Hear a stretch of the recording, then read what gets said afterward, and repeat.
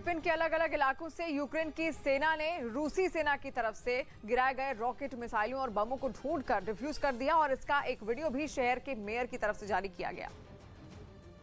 और उस वीडियो में शहर के एक इलाके में बड़ी संख्या में रॉकेट, मिसाइलों और बमों का ढेर लगा दिखाई दिया। यूक्रेन ने दावा किया कि तबाही मचाने के लिए रूसी फौज ने इन घातक हथियारों की शहर पर बारिश की थी, लेकिन आसमान से गिरने के बाद भी कई रॉकेट और मिसाइल और बम फटे ही नहीं। मतलब ये कि बड़ी संख्या में बिना फटे रूसी हथियार मकानों, सड़कों, पार्कों और गलियों में पड़े थे, जिनमें कभी भी धमाका हो सकता था। उन्हीं हथियारों को यूक्रेन की सेना ने शहर के अलग अलग इलाकों में ढूंढा और फिर एक जगह जमा कर उन्हें सावधानी से नष्ट कर दिया। जो तस्वीरें सामने आई उनमें एक साथ कई हथियार एक जगह रखे नजर आए और देखकर ही ये अंदाजा लगाया जा सकता है कि अगर पुतिन की फौज के गिराए गए ये हथियार फट जाते तो वहां कितनी तबाही मचती। और शाहीन बाग में अवैध निर्माण हटाने का विरोध करने वाले आम आदमी पार्टी विधायक पर केस दर्ज। शाहीन बाग में अवैध अतिक्रमण हटाने के दौरान हंगामा करने वाले आम आदमी पार्टी के विधायक अमानतुल्लाह पर केस दर्ज हो गया है। साउथ एमसीडी के मेयर ने कहा कि कानून तोड़ने वालों पर ऐसी ही कार्रवाई होगी। वो शाहीन बाग को बचाने नहीं गए थे, ना शाहीन बाग को लोगों को बचाने गए थे। वो उनका जो अपना अवैध अतिक्रमण है, उनके जो अवैध अपने कब्जे हैं, वो उसको बचाने भागे। उत्तर प्रदेश के बागपत में एक दुकान में घुसकर दबंगों ने जमकर कहर बरपाया। इतना ही नहीं, व्यापारी को पिस्तौल दिखाकर जान से मारने की धमकी भी दी। उत्तर प्रदेश के कन्नौज में समाजवादी पार्टी के कार्यकर्ताओं ने गैस की बढ़ी कीमतों को लेकर प्रदर्शन किया। रूस और यूक्रेन के बीच छिड़ी जंग को 75 दिन हो गए। यूक्रेन के कई शहरों पर रूसी सेना के भीषण हमले जारी हैं, लेकिन यूक्रेन की सेना भी पलटवार करने में पीछे नहीं है। दक्षिणी यूक्रेन के निकोलेव शहर में यूक्रेन के सैनिकों ने रूसी सेना के ऊपर जोरदार हमला बोल दिया, जिसका एक वीडियो भी उनकी सेना की तरफ से जारी किया गया। रूस की सेना ने कुछ रोज पहले काला सागर के पास बसे इस शहर के ज्यादातर हिस्से पर कब्जे का दावा किया था और शहर के उन्हीं इलाकों को रूसी सैनिकों की मुट्ठी से निकालने के लिए यूक्रेन के सैनिकों ने पूरी ताकत झोंक दी। उन्होंने अपने दुश्मनों पर हमला बोलने के लिए एक बार फिर अपने बेहद खतरनाक हथियार का इस्तेमाल किया। यूक्रेन की सेना ने ग्रैड मल्टीपल रॉकेट लॉन्चर से रूसी सैनिकों के ठिकाने पर हमला बोल दिया और इसके बाद तो रूसी सैनिकों पर मानो रॉकेट की बरसात शुरू हो गई। लेकिन यूक्रेन की सेना इतने पर ही नहीं रुकी, बल्कि उसने रूसी सैनिकों के ठिकाने पर रॉकेट दागना जारी रखा। यूक्रेन ने इस हमले में रूसी सेना के ठिकाने को पूरी तरह ध्वस्त कर देने का दावा किया। इस बीच निकोलेव के ही एक दूसरे इलाके में यूक्रेन के सैनिकों ने रूसी सेना पर हमले के लिए ताकतवर होवित्जर का इस्तेमाल किया और उससे दागे गए गोलों से पूरा इलाका थर्रा उठा। यूक्रेन की सेना ने होवित्जर की मदद से रूसी सेना पर भीषण हमला बोल दिया। कुछ ही मिनटों में यूक्रेन के सैनिकों ने होवित्जर से कई गोले दाग दिए। यूक्रेन ने इस हमले में भी रूसी सेना को तगड़ा नुकसान होने का दावा किया, क्योंकि महज 5 सेकंड में 3 गोले दागने वाली होवित्जर को दुश्मनों का काल माना जाता है। इससे 50 किलोमीटर दूर छिपे दुश्मन के ठिकानों को भी आसानी से तबाह किया जा सकता है। यही वजह है कि यूक्रेन के सैनिक रूसी सेना पर हमले के लिए बड़े पैमाने पर होवित्जर तोपों का इस्तेमाल कर रहे हैं। और यूक्रेन पर रूस का हमला लगातार जारी है। इस बीच इरपिन शहर में रूस के खाली तोप के गोले का जखीरा देखा गया और इरपिन के मेयर ने एक वीडियो जारी करके रूस के खाली गोले का यह जखीरा दिखाया। यूक्रेन के सैनिकों ने इन गोलों को इकट्ठा करके इन्हें डिफ्यूज करने में वो जुट गई। रूसी सेना ने ओनिक्स क्रूज मिसाइल से हमला कर यूक्रेन की सेना के एक और जंगी जहाज को तबाह करने का दावा किया। यह हमला किस इलाके में हुआ इसका पता नहीं चल सका, लेकिन सबूत के तौर पर रूस के रक्षा मंत्रालय की तरफ से इसका वीडियो जारी किया गया, जिसमें रात के वक्त एक सुनसान इलाके से रूसी सेना बेहद खतरनाक और ताकतवर ओनिक्स क्रूज मिसाइल दागती नजर आई। मिसाइल के निकलते ही वहां आंखों को चौंधिया देने वाली रोशनी हुई। चंद सेकंड के अंदर वो मिसाइल आग और धुआं उगलते हुए आसमान में पहुंच गई और फिर बड़ी तेजी से अपने टारगेट को तबाह करने के लिए आगे बढ़ गई। रूस की तरफ से यह दावा किया गया कि इस हमले में यूक्रेन की सेना का एक जंगी जहाज पूरी तरह से तबाह हो गया।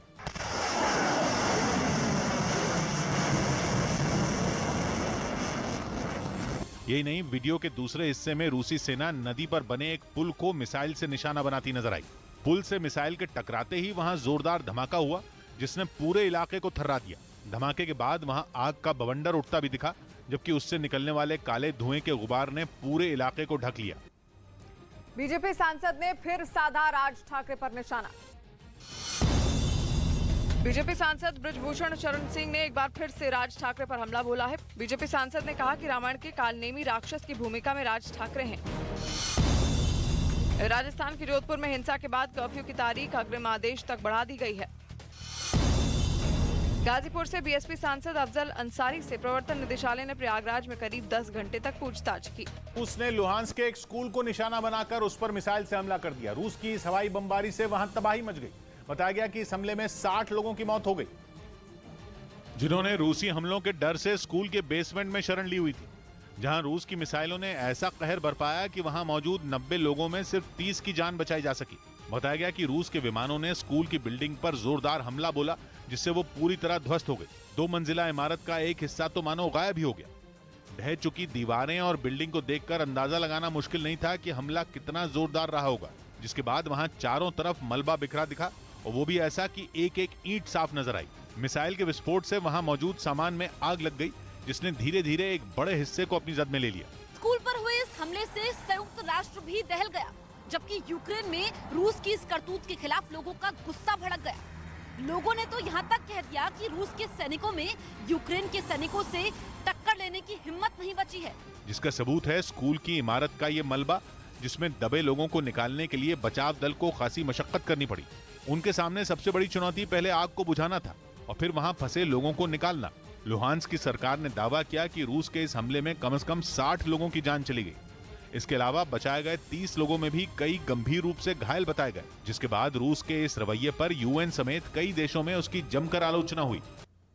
और रूस का हमला हो रहा है कि यूक्रेन पलटवार भी लगातार कर रहा है। यूक्रेन के सैनिकों ने रूस के कई टैंक अब तक जब्त कर लिए हैं। यूक्रेन के 93 मैकेनाइज्ड ब्रिगेड ने कब्जे किए रूसी टैंकों को दिखाया और यूक्रेन इन टैंकों को मरम्मत करके रूस के सैनिकों पर इन्हीं से हमला भी लगातार कर रहा है। तस्वीरें जो आप देख रहे हैं दरअसल रूसी टैंक हैं, लेकिन इस पर जो सैनिक चढ़े हुए आप देख रहे हैं यूक्रेन के हैं, क्योंकि इन्होंने इस पर कब्जा कर लिया है और अब इसकी मरम्मत करके इनको युद्ध में इस्तेमाल किया जा रहा है। रूसी सेना का एक और टैंक यूक्रेन की सेना की तरफ से बिछाए गए लैंडमाइन या यूं कहें कि बारूदी सुरंग की चपेट में आ गया। ये लैंडमाइन किस इलाके में लगाई गई थी इसका पता नहीं चल सका, लेकिन इसका एक वीडियो यूक्रेन की तरफ से जारी किया गया और उस वीडियो में पुतिन की सेना का T-72B टैंक दुश्मनों को ध्वस्त करने के लिए तेजी से आगे बढ़ता नजर आया। लेकिन थोड़ी दूर जाने के बाद वो यूक्रेन की सेना की तरफ से बिछाई गई लैंडमाइन की चपेट में आ गया। बारूदी सुरंग पर टैंक के चढ़ते ही वहां जोरदार धमाका हुआ, जिससे पूरा इलाका दहल गया। आसपास काले धुएं का गुबार छा गया। कुछ मिनटों के बाद जब धुआं छटा तो रूस का वो टैंक एक बार फिर आगे बढ़ने लगा, लेकिन इस कोशिश में वो दूसरी बारूदी सुरंग पर चढ़ गया। इसके बाद वहां एक बार फिर तेज धमाका हुआ और उससे निकलने वाला धुआं आसपास के इलाके में फैल गया। यूक्रेन ने दावा किया कि लैंडमाइन की चपेट में आने से रूसी सेना का T-72B टैंक पूरी तरह से तबाह हो गया। और उत्तर प्रदेश के मुजफ्फरनगर में सिपाही की गुंडागर्दी देखने को मिली। उत्तर प्रदेश के मुजफ्फरनगर में एक सिपाही की गुंडागर्दी का वीडियो सोशल मीडिया पर वायरल हो गया। वीडियो में सिपाही बिना वर्दी में एक आदमी को पीटता दिखाई दिया। उत्तर प्रदेश के मुजफ्फरनगर में नवविवाहिता की मौत पर 2 पक्षों के बीच जमकर मारपीट हो गई। लड़की वालों ने दहेज हत्या का आरोप लगाकर हंगामा खड़ा कर दिया। देशद्रोह कानून मसले पर सुप्रीम कोर्ट में आज फिर से सुनवाई होगी। इस बीच केंद्र सरकार ने देशद्रोह कानून पर पुनर्विचार की बात कही। जंग के 75वें दिन ज़ैपोरिज़िया में यूक्रेन की सेना ने पुतिन की सेना के एक और टैंक को तबाह करने का दावा किया। यूक्रेन की तरफ से यह भी दावा किया गया कि रूसी सेना का वो टैंक हमले के लिए तेजी से आगे बढ़ रहा था, लेकिन उससे पहले ही उन्हें धूल में मिला दिया गया। सबूत के तौर पर यूक्रेन की तरफ से जो वीडियो जारी किया गया, उसमें ज़ैपोरिज़िया के एक इलाके में रूसी सेना का एक टैंक आग की भीषण लपटों में घिरा दिखाई दिया। देखने से ऐसा लगा जैसे कुछ देर पहले ही उसे मिसाइल से निशाना बनाया गया हो। यही नहीं, टैंक में थोड़ी थोड़ी देर के बाद धमाके भी होते दिखाई दिए और हर धमाके के साथ वहां आग की भीषण लपटें उठती दिखी। आसमान से लिए गए इस वीडियो में टैंक काफी देर तक जलता रहा और उससे निकलने वाला धुआं आसपास के इलाके में फैलता नजर आया।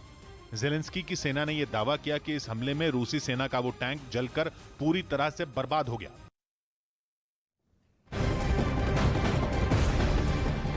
और वहीं बड़ी खबर सामने आ रही है रूस यूक्रेन युद्ध में। एक तरफ अमेरिका से लगातार मदद की जा रही है, तो इस बीच अमेरिका के राष्ट्रपति जो बाइडेन ने के नाराज होने की भी अब खबरें सामने आने लगी हैं। व्हाइट हाउस का दावा है कि यूक्रेन से बाइडेन की बातचीत लीक होने को लेकर ये नाराजगी है।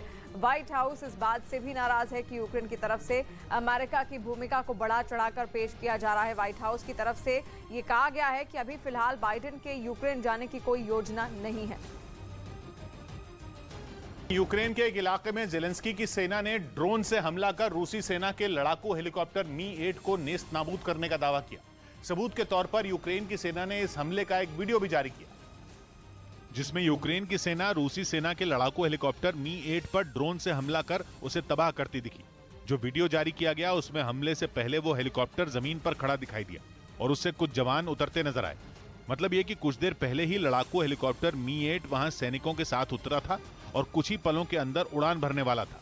लेकिन तभी जेलेंस्की की सेना ने दुनिया के सबसे आधुनिक और घातक ड्रोन में शुमार बायरक्तार TB2 से उस पर मिसाइल दाग दी। हेलीकॉप्टर से मिसाइल के टकराते ही वहां जोरदार धमाका हुआ। धमाके के बाद वहां आग और धुएं का बवंडर उठता नजर आया। यूक्रेन का दावा है कि इस हमले में रूस का लड़ाकू हेलीकॉप्टर पूरी तरह तबाह हो गया। हालांकि ये जानकारी नहीं दी गई कि इस हमले में रूसी सेना के कितने जवान मारे गए। और उत्तर प्रदेश के औरैया जिले में छेड़खानी का विरोध करने पर दबंगों ने पिटाई कर दी। मौके पर पहुंची पुलिस के सामने भी पिटाई दिखी। उत्तर प्रदेश के औरैया जिले में छेड़खानी का विरोध करने पर दबंगों ने पिटाई कर दी। मौके पर पहुंची पुलिस के सामने भी पिटा दिखा आरोपी।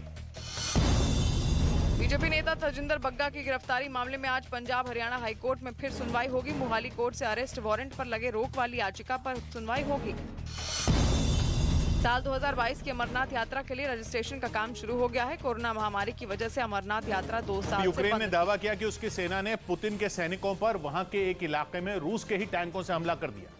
बताया गया कि ये टैंक जंग के दौरान रूसी सेना से जब्त किए गए, जिन्हें कब्जे में लेने के बाद यूक्रेन की सेना ने इनका इस्तेमाल रूस के खिलाफ ही कर दिया, जिसकी कुछ तस्वीरें भी सामने आई। उनमें एक तस्वीर में एक टैंक गोले बरसाता दिखाई दिया। जैसे ही टैंक से दागा गया गोला अपने टारगेट से टकराया, वहां से धूल का गुबार उठता नजर आया। इसके साथ ही यूक्रेन ने जंग के दौरान 100 से ज्यादा रूसी टैंकों को जब्त करने का भी दावा किया, क्योंकि जब यूक्रेन के अलग अलग शहरों में रूसी फौज अपने टैंकों के साथ दाखिल हुई तो उसका सामना पहले तो इलाके के लोगों से हुआ, जिसमें कई टैंकों पर उन्होंने कब्जा कर लिया। इतना ही नहीं, कहा तो यह भी जा रहा है कि जमीन पर हुई लड़ाई में भी कई जगह यूक्रेन की सेना रूस के सैनिकों पर भारी पड़ी और छिपकर वार कर उनके टैंकों को जब्त कर लिया, जिन्हें अब वो रूस के खिलाफ ही इस्तेमाल कर रही है। और इस बीच यूक्रेन से युद्ध की एक और बड़ी खबर आ रही है। रूस की सेना ने एक बार फिर से अज़ोवस्ताल स्टील प्लांट पर हमला बोल दिया है। यूक्रेन ने दावा किया है कि रूस ने एक बार फिर से इस स्टील प्लांट पर हमला किया है। रूस की सेना लंबे समय से इस स्टील प्लांट की घेराबंदी की हुई थी और कई बार इस पर हमले कर चुकी है। इससे पहले अज़ोवस्ताल स्टील प्लांट से महिलाओं और बच्चों और बुजुर्गों का रेस्क्यू भी हुआ था, उनको निकाला गया था और कई सारे बच्चे और महिलाएं इस स्टील प्लांट के अंदर अब भी फंसे हुए हैं, जिनका रेस्क्यू लगातार कोशिश की जा रही है रेड क्रॉस और UNHRC द्वारा निकालने की। उधर जंग के बीच यूक्रेन की मीडिया ने दावा किया कि अगर यूक्रेन नहीं हो जीता तो यूरोप के कई देशों का अस्तित्व खतरे में पड़ जाएगा। यह दावा यूक्रेन के चैनल 24 ने किया, जिसने रूस और चीन की दोस्ती और रूस और पश्चिमी देशों की कड़वाहट पर एक रिपोर्ट दिखाई, जिसमें राजनीतिक विश्लेषकों ने बताया कि यूरोप के देशों के लिए यूक्रेन की जीत क्यों जरूरी है। यूक्रेन के चैनल 24 की इस रिपोर्ट में यूरोप के देशों को रूस और चीन के करीबी रिश्तों से सावधान किया गया। चीन उन चंद देशों में एक है जो जंग के बाद रूस के साथ खड़ा है। अमेरिका ने उसे इसके लिए डराया और आर्थिक नुकसान पहुंचाने की धमकी भी दी, लेकिन पुतिन और शी जिनपिंग की नजदीकी दूरी में नहीं बदली। नतीजा ये हुआ कि कभी अमेरिका तो कभी ब्रिटेन चीन और रूस पर बरसते दिखे। लेकिन इस रिपोर्ट में साफ साफ कहा गया कि यूक्रेन के हारने से सबसे ज्यादा नुकसान यूरोप के देशों को होगा, क्योंकि जैसे ही पुतिन यूक्रेन पर कब्जा करेंगे वैसे ही उनकी नजर यूरोप के बाकी देशों पर टिक जाएगी। अमेरिका और रूस दुनिया की 2 महाशक्तियां हैं, जिनकी वजह से दुनिया 2 धड़ों में बढ़ती दिख रही है, जिनमें पहला धड़ा अमेरिका के साथ है, जिनमें यूरोप के देश भी शामिल हैं, जबकि रूस के साथ है चीन और कुछ और देश। चैनल 24 ने अपनी रिपोर्ट में इसी पर चिंता जाहिर की। उसने ग्रीस और हंगरी जैसे देशों की मिसाल दी, क्योंकि वो तेल और गैस के लिए रूस के भरोसे हैं। रिपोर्ट में राजनीतिक विश्लेषकों ने इसी बारे में बात की और साफ साफ इशारा किया कि अगर यूक्रेन नहीं जीता तो यूरोप के कई देशों के लिए रूस और चीन की जोड़ी से जीतना करीब करीब नामुमकिन होगा। नौबत यह भी आ सकती है कि इन देशों का अपने पैरों पर खड़ा रहना मुश्किल हो जाए। यही नहीं, डर तो यह भी है कि यूरोप के कई देश एक झटके में आर्थिक और सैन्य रूप से बर्बाद हो जाएंगे। मतलब यह कि यूक्रेन की जीत केवल यूक्रेन के लिए ही नहीं, रूस के भरोसे रहने वाले यूरोप के कई देशों के लिए भी जरूरी है। और वहीं 76 दिनों से जारी जंग के बीच रूसी सेना ने लड़ाकू हेलीकॉप्टरों से बम बरसाकर यूक्रेन के सैन्य ठिकानों को तबाह करने का दावा किया है और ये हमला किस इलाके में हुआ इसका अब तक पता नहीं चल सका है, लेकिन सबूत के तौर पर रूसी रक्षा मंत्रालय ने इसका एक वीडियो जारी किया जिसमें रूसी सेना का एक लड़ाकू हेलीकॉप्टर आसमान से दुश्मन के ठिकानों को ध्वस्त करने के लिए ताबड़तोड़ रॉकेट दागता दिखा। इस हमले से पहले रूसी सेना के इस लड़ाकू हेलीकॉप्टर को तैयार किया गया। जो वीडियो जारी किया गया उसमें पुतिन की सेना का एक जवान हेलीकॉप्टर में मिसाइल और रॉकेट फिट करता नजर आया। हथियारों से लैस होने के बाद वो हेलीकॉप्टर कुछ ही पलों में आसमान में पहुंच गया। इसके बाद जमीन पर मौजूद दुश्मन के ठिकानों को टारगेट कर एक के बाद एक कई रॉकेट दाग दिए गए। अपने काम को अंजाम देने के बाद रूसी सेना का वो हेलीकॉप्टर बेस पर सुरक्षित लौट आया। रूस का दावा है कि इस हमले में यूक्रेन की सेना के कई ठिकाने तबाह हो गए। लेजर गाइडेड रॉकेट से लैस करेगा, जिसके बाद पुतिन की सेना की टेंशन बहुत ज्यादा बढ़ सकती है, क्योंकि अमेरिका के ये लेजर गाइडेड रॉकेट जंग के मैदान में दुश्मन के टैंकों और बख्तरबंद गाड़ियों का काल माने जाते हैं। और द यूरेशियन टाइम्स अखबार ने दावा किया कि अमेरिका जल्द ही इस एडवांस्ड प्रिसिजन किल वेपन सिस्टम सेकंड की खेप को यूक्रेन के लिए रवाना करेगा, जो अमेरिका में 1940 में तैयार किए गए 70 mm रॉकेट का आधुनिक वर्जन है। और इन्हें लेजर गाइडेड किट का इस्तेमाल कर और भी घातक बना दिया गया है। हालांकि अभी यह साफ नहीं हो पाया है कि जेलेंस्की की सेना किस प्लेटफॉर्म की मदद से इन रॉकेट को लॉन्च करेगी, लेकिन दावा है कि यूक्रेन की सेना के पास पहले से मौजूद तुर्की के बारकताश TB2 ड्रोन की मदद से दागा जा सकता है और यूक्रेन की सेना anti tank guided missile system की मदद से भी इन्हें लॉन्च कर सकेगी। इसके अलावा इन्हें मी-17 हेलीकॉप्टर पर भी लोड किया जा सकता है। अपने असम दौरे में अमित शाह कई कार्यक्रमों में शामिल हुए। गृह मंत्री अमित शाह ने असम दौरे में बांग्लादेश सीमा का दौरा किया और कई दूसरे कार्यक्रमों में भी हिस्सा लिया। राजस्थान के झालावाड़ में पुरानी रंजिश में कुछ लोगों पर एक आदमी की गोली मारकर हत्या करने का आरोप लगा, जिसके बाद वहां दो गुटों के बीच हिंसक झड़प हो गई। पिछले 2 दिन में करीब 60,000 से ज्यादा श्रद्धालुओं ने केदारनाथ धाम में दर्शन किए। युद्ध के बीच कनाडा के प्रधानमंत्री जस्टिन ट्रूडो ने अचानक यूक्रेन का दौरा किया। उनकी जेलेंस्की से मुलाकात भी हुई, जिसके बाद उन्होंने पुतिन को चेतावनी दी और आरोप लगाया कि यूक्रेन में वॉर क्राइम के लिए वो जिम्मेदार है और यूक्रेन को भरोसा दिया कि कनाडा उसके साथ है। अचानक यूक्रेन पहुंचे जस्टिन ट्रूडो ने कीव में कनाडा के दूतावास में झंडा भी फहराया, जिसके बाद उन्होंने ये साफ कर दिया कि कनाडा कीव में अपना दूतावास दोबारा खोल रहा है। यही नहीं, खबर है कि वो जंग में तबाह हो चुके इरपिन भी पहुंचे, जिसके बाद ट्रूडो और जेलेंस्की एक साथ मीडिया के सामने आए। इस बीच प्रेस कॉन्फ्रेंस में ट्रूडो ने जेलेंस्की का साथ देने का वादा तो किया ही, पुतिन को चेतावनी भी दी। यही नहीं, बाइडेन की तरह ही उन्होंने भी यूक्रेन में वॉर क्राइम की बात की और इसके लिए पुतिन को जिम्मेदार ठहराया। It is clear that Vladimir Putin is responsible for heinous war crimes. वो यही नहीं रुके, बल्कि उन्होंने ऐलान कर दिया कि जंग में रूस से लड़ने के लिए वो यूक्रेन को हथियारों की लंबी चौड़ी खेप देंगे। Heavy artillery.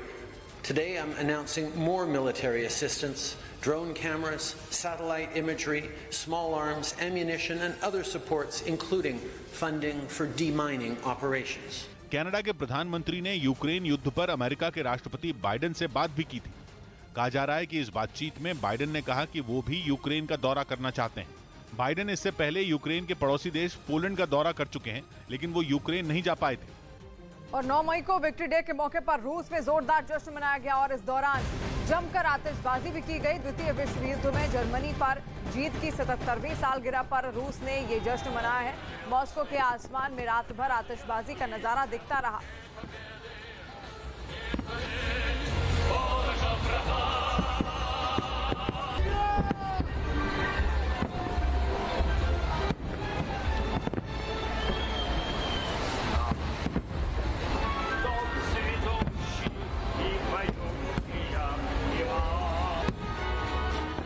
सात देशों के समूह G7 ने रूस पर नए आर्थिक प्रतिबंधों का ऐलान किया। हालांकि जब प्रतिबंधों की जानकारी सामने आई तो पता चला कि इनमें कुछ भी नया नहीं है। इन सातों देशों ने मिलकर रूस से तेल और गैस के इंपोर्ट पर बैन लगा दिया, लेकिन यह बैन लगाने की कोई डेडलाइन नहीं बताई। बस ये बताया कि रूस पर दबाव बनाने के लिए वो उसके तेल और गैस पर जल्द से जल्द पूरी तरह बैन लगाएंगे। G7 देशों में America, Germany, France, Italy, Britain, Japan और कनाडा शामिल हैं। हैरानी की बात यह कि इन 7 देशों में अमेरिका समेत कुछ देश तो पहले ही इस तरह का ऐलान कर चुके हैं, जबकि जर्मनी और फ्रांस यूरोपियन यूनियन के सदस्य हैं, तो इसलिए वो भी यही बैन लगा चुके हैं। जापान पहले ही कह चुका है कि उसके लिए रूस से इंपोर्ट बंद करना काफी मुश्किल है। यहाँ तक कि जापान का तो रूस में भारी भरकम निवेश भी है। जापान तो उस निवेश को भी हटाने से इनकार कर चुका है, लेकिन जापान ने भी बाकी देशों के सुर में सुर मिलाया और बैन की वकालत कर दी। हालांकि बैन कब तक लागू होगा, इस पर जापान ने भी कोई डेडलाइन नहीं दी। जंग के 2.5 महीने बीत जाने के बाद भी अभी तक रूस के गैस और तेल पर बैन नहीं लग पाया है। कई मुल्क तो ऐसे हैं जो इसको लेकर के अभी तक टाइमलाइन भी नहीं बता पाए हैं। मतलब साफ है कि पश्चिमी देश ऐलान तो करते हैं, लेकिन जब बारी रूस के तेल और गैस की आती है तो उनके हाथ पांव फूल जाते हैं। G7 देशों की जिस मीटिंग में ये फैसला हुआ, उसमें 7 देशों के नेता वीडियो कॉन्फ्रेंसिंग से जुड़े थे। इस मीटिंग में यूक्रेन के राष्ट्रपति जेलेंस्की भी मौजूद रहे। और झारखंड की आईएएस पूजा सिंघल पर प्रवर्तन निदेशालय का शिकंजा कसता जा रहा है और आज फिर से ईडी पूजा सिंघल से पूछताछ कर सकती है। झारखंड की आईएएस पूजा सिंघल पर प्रवर्तन निदेशालय का शिकंजा कसता जा रहा है। आज फिर से ईडी पूजा सिंघल से पूछताछ कर सकती है। मथुरा में शाही ईदगाह की वीडियोग्राफी और फोटोग्राफी सर्वे के लिए दाखिल याचिका पर आज सुनवाई होगी। छत्तीसगढ़ के मुख्यमंत्री भूपेश बघेल ने कहा कि भगवान राम की छवि मर्यादा पुरुषोत्तम से बदलकर फाइटर दिखाने की कोशिश हो रही है। भूपेश बघेल के बयान पर बीजेपी ने कहा कि राम के अस्तित्व को नकारने वाले अब राम की बात कर रहे हैं। अभी कुछ वर्षों से हम लोग देख रहे हैं कि भगवान राम को युद्धक राम के रूप में, जैसे रेम्बो बना दिया, हमेशा युद्ध की मुद्रा में हो। यूक्रेन की जंग में यूरोप के कई देशों के डबल गेम से जुड़ी जानकारी सामने आई। खबर है कि यूरोप के कई देश बरसों से गुपचुप तरीके से रूस को हथियार बेच रहे थे। ऐसे कई हथियारों का इस्तेमाल अब रूस यूक्रेन के खिलाफ जंग में कर रहा है, जिसका सीधा मतलब यह है कि यूरोप से मिले हथियारों से यूरोप को ही निशाना बनाया जा रहा है। यूरोप के जिन देशों से हथियार रूस के पास पहुंचते रहे, उनमें जर्मनी और फ्रांस जैसे बड़े देश भी शामिल हैं। यही वो देश हैं जो रूस के खिलाफ कड़े बयान दे रहे हैं, पुतिन और उनके साथियों पर बैन लगा रहे हैं, रूस से तेल और गैस का इंपोर्ट बंद करने के दावे भी कर रहे हैं। लेकिन हकीकत तो यह है कि यूरोप के करीब 10 मुल्क कुछ महीने पहले तक रूस को हथियार भेज रहे थे। ऐसा नहीं है कि यूक्रेन में चल रही जंग से पहले तक हालात सामान्य थे या किसी तरह की कोई रोक टोक नहीं थी। 2014 में जब रूस ने क्राइमिया पर कब्जा किया था, तभी से रूस की फौज को हथियारों की बिक्री पर रोक लगा दी गई थी। लेकिन फिर भी यूरोप के बड़े देश कारोबारी फायदे के लिए रूस को हथियार बेचते रहे। और अब वही देश जिन्हें कुछ महीने पहले तक मुनाफा प्यारा था, वो रूस से यूरोप को खतरा बता रहे हैं। Working party on conventional arms exports नाम की संस्था ने इससे जुड़े आंकड़े जारी किए। संस्था का दावा है कि यूरोप के देश खुद उसे हथियारों के सौदों से जुड़ी जानकारी देते हैं, जिनके आधार पर यह रिपोर्ट बनाती है। इस रिपोर्ट के मुताबिक अकेले फ्रांस ने 152 मिलियन यूरो, मतलब करीब 1200 करोड़ रुपए के हथियार 2014 से 2020 के बीच रूस को बेचे। जर्मनी भी पीछे नहीं है। जर्मनी ने 122 मिलियन यूरो, मतलब करीब 1000 करोड़ रुपए के हथियार इस दौरान रूस को बेचे। इटली ने भी 22 मिलियन यूरो से ज्यादा की सेना के इस्तेमाल वाली गाड़ियां रूस को भेजी। भारतीय रुपयों में यह कीमत करीब 180 करोड़ रुपए हुई। इसके अलावा ऑस्ट्रिया, बुल्गारिया और चेक रिपब्लिक समेत यूरोप के कुल 10 देश जिन्होंने हथियार और सेना के इस्तेमाल की चीजें रूस को एक्सपोर्ट की। और उधर राजधानी मॉस्को में रूसी राष्ट्रपति व्लादिमीर पुतिन हजारों लोगों के साथ अमर रेजिमेंट परेड में शामिल हुए। दूसरे विश्व युद्ध में मारे गए लोगों और सैनिकों को याद में हर साल विक्ट्री डे के मौके पर यह परेड निकाली जाती है, जिसमें राष्ट्रपति व्लादिमीर पुतिन ने भी हिस्सा लिया। राजधानी मॉस्को के रेड स्क्वायर से अमर रेजिमेंट परेड की जो तस्वीरें सामने आई, उनमें पुतिन अपने पिता की तस्वीर के साथ चलते दिखाई दिए। उनके पिता का नाम व्लादिमीर स्पिरिदोनोविच पुतिन था, जिन्होंने दूसरे विश्व युद्ध में हिस्सा लिया था। इस परेड में दूसरे विश्व युद्ध में मारे गए सैनिकों के घर वाले भी शामिल हुए, जो पुतिन के साथ आगे बढ़ते नजर आए। परेड में सबसे आगे कुछ लोग एक बड़ा बैनर लेकर चलते दिखे, जबकि पीछे हजारों लोग रूस का झंडा लहराते हुए आगे बढ़ते रहे। इस दौरान सड़क के दोनों तरफ मौजूद लोगों ने खड़े होकर परेड को सम्मान दिया। कुछ लोग ताली बजाते दिखे तो कोई झंडा लहराता नजर आया, जबकि कुछ महिलाएं वहां लाल रंग का फूल लेकर खड़ी दिखी। आसमान से ली गई एक तस्वीर में पूरी सड़क लोगों से खचाखच भरी दिखाई दी। भीड़ की वजह से सड़क पर पैर तक रखने की जगह नहीं दिखी। 2 महीने से लंबे वक्त से जंग के मोर्चे पर डटे यूक्रेन में तेल की किल्लत बढ़ गई। हालात ऐसे हो गए कि वहां पेट्रोल खरीदने की एक सीमा तय करनी पड़ गई। और ये खबर सुनते ही राजधानी कीव के पेट्रोल पंपों पर लंबी लंबी कतारें लग गईं। देश में मौजूद पेट्रोल की कमी की वजह से सरकार ने किसी भी शख्स को 20 लीटर से ज्यादा पेट्रोल देने से साफ इनकार कर दिया। पेट्रोल के लिए इनको घंटों इंतजार करना पड़ रहा है और एक कैपिंग कर दी गई है कि आप 20 लीटर से ज्यादा पेट्रोल नहीं भरवा सकते हैं। लाइन में लगे लोगों का इंतजार कई घंटों लंबा हो गया। उनमें कुछ तो पेट्रोल खत्म हो जाने के डर से सुबह ही वहां पहुंच गए। Come into morning, get up 5 o'clock, come here and wait 3 hours. इसके अलावा वहां खाने पीने के सामान और दवाओं की कमी की शिकायत भी सामने आई, जिसकी वजह से लोगों को खासी परेशानी का सामना करना पड़ा।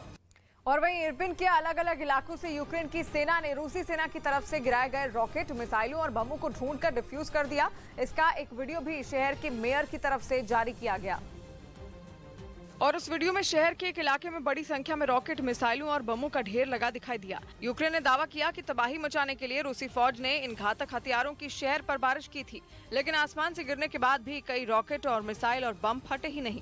मतलब ये कि बड़ी संख्या में बिना फटे रूसी हथियार मकानों, सड़कों, पार्कों और गलियों में पड़े थे, जिनमें कभी भी धमाका हो सकता था। उन्हीं हथियारों को यूक्रेन की सेना ने शहर के अलग अलग इलाकों में ढूंढा और फिर एक जगह जमा कर उन्हें सावधानी से नष्ट कर दिया। जो तस्वीरें सामने आई उनमें एक साथ कई हथियार एक जगह रखे नजर आए और देखकर ही ये अंदाजा लगाया जा सकता है कि अगर पुतिन की फौज के गिराए गए ये हथियार फट जाते तो वहाँ कितनी तबाही मचती। चीन लगातार ताइवान को घेरने की तैयारी में जुटा है। खबर है कि उसने ताइवान को समंदर में चित करने के लिए चक्रव्यूह रचा है और उसका एक एयरक्राफ्ट कैरियर वहां प्रैक्टिस कर रहा है। और कहा जा रहा है कि इस एयरक्राफ्ट कैरियर के जरिए चीन ताइवान की घेरेबंदी में जुटा है। 24 फरवरी के बाद चीन ताइवान में घुसपैठ का कोई मौका हाथ से जाने नहीं देना चाहता। समंदर में उसे घेरने के लिए रचा गया चक्रव्यूह भी शी जिनपिंग की इसी रणनीति का हिस्सा है। ग्लोबल टाइम्स ने अपने एक आर्टिकल में लिखा कि एक हफ्ते पहले चीन ने फिलीपीन सागर में अपना लियाओनिंग एयरक्राफ्ट कैरियर उतार दिया है, जो वहां लगातार अभ्यास कर रहा है। आर्टिकल में दावा किया गया कि इस युद्धपोत से लड़ाकू विमान लगातार उड़ान भर रहे हैं, जिसे समंदर में चीन का शक्ति प्रदर्शन माना जा रहा है, जो केवल ताइवान के लिए नहीं बल्कि जापान और अमेरिका के लिए भी टेंशन की बात है, क्योंकि ग्लोबल टाइम्स ने अपने आर्टिकल में दावा किया कि चीन की नेवी का युद्धपोत फिलीपीन सागर में ताइवान के पूर्व और जापान के दक्षिण में घूम रहा है। फिलीपीन सागर प्रशांत महासागर के पश्चिमी भाग का हिस्सा है। दावा किया गया कि समंदर के इस हिस्से में चीन का लियाओनिंग एयरक्राफ्ट कैरियर ताइवान की समुद्री सीमा के पास पहुंच गया था। कहा तो यह भी जा रहा है कि इस इलाके में जापान, अमेरिका, फ्रांस, जर्मनी और ऑस्ट्रेलिया लगातार युद्ध अभ्यास कर रहे हैं, जिससे चिढ़कर चीन ने भी अपना जंगी जहाज उतार दिया, जो केवल ताइवान ही नहीं जापान की सीमा के नजदीक भी पहुंच गया था, जिसके बारे में खुद जापान ने दुनिया को बताया। वहां की सेल्फ डिफेंस